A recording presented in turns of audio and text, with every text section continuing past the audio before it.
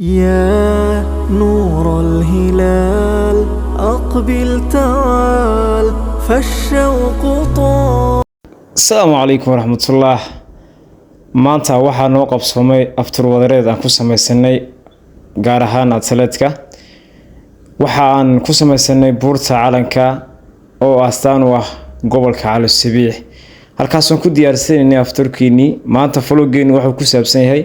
aftur yar oo maalinka bisha 9-keeda noo qabsoomay waa dhalinyaro soo cayimtay oo gaar ahaan atleetka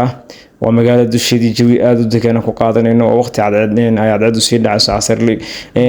xagii loo oran jiray wax ka xiro kooban 5 daqiiqo qiyaas ahaan baa ka hadhay afturkii halkaas oo ay maanta dhalinyaradu ay ku samaysatay aftur aad iyo aad u heer sareeya oo maalinkii 9aad ee Ramadaanka halkaas ku sabootiyeenay Ramadaanka waxa igu helinayay vlogayga dhalinyaradena asxaabteeda ah halkaas ka soo ag muuqday Gildoon Axmed Cusleey Gildoon ayaa iga soo ag muuqday isaguna waxa igu helinayay oo kale xagga diyaarinta qiblada salaadka waa Saalax iyo Luqmaan iyo Samatar Xabad iyo halkaas ku helinayay oo diyaarinayay qibladii salaadka ku toosnaa bacdeen waxaan u fariisanay ducadaas oo ka dhiganay duco jamaaca waqtiga uu fiicnaa duco la aqbalo Ilaahay ka dhigo anagoo soo soomaanay maanta oo dhan soo afxirneen Ilaahay dadtiina soo soomaanay inaan duco ku soo khatmino waqtiga eedaanka salaadka maghrib halkaas oo ducadii uu noogu bilaabay Sheekh Umar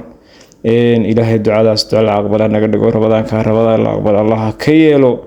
aad iyo aad bay jawi fiican oo ay ka muuqato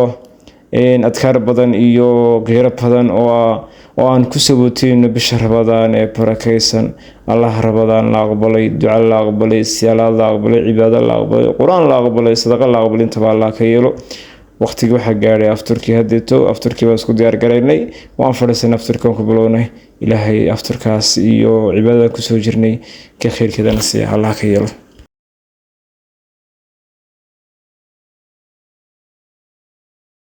adibta diinta loo maray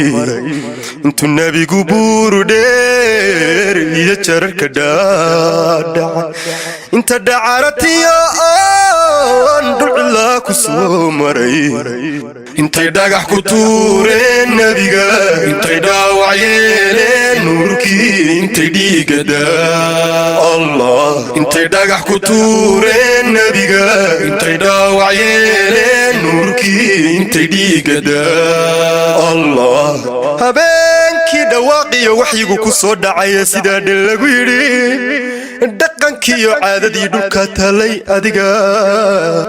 Allahumma sallim wa sallim wa barik alayhi midashiisa gowraca dhidig nolosha lagu dilo raadashada qabiilkiyo doodka iyo goodiga dadkoo dhagar xalaashaday Allahumma sallim wa sallim wa barik alayhi khamaar ko dhar lagu helo dhayal turubka lagu rogo khamriga la dunyado waxa uun ka dhalan roga dhalinyariya waayeel doomaha la buuxsado tiyo dhagax la caabudo sanab dhooba laga qoray Ilaahay la garab dhigo gusha dhimatay waati